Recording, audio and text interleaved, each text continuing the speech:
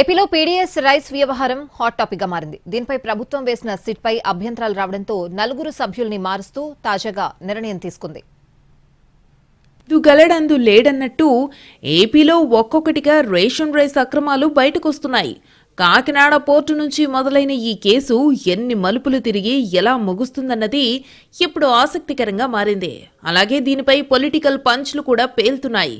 ఈ కేసులో నిజానిజాలు బయటకు తీసేందుకు సిఐడి ఐజీ వినీత్ బ్రిజిలాల్ నేతృత్వంలో సెట్ను ఏర్పాటు చేసింది.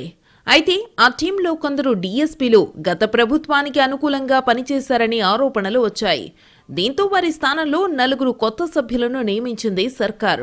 పీడీఎస్ రైస్ అక్రమ రవాణాలో కాకినాడతో సహా నమోదైన 13 కేసులపై దర్యాప్తు జరపనుంది స్పెషల్ టీం.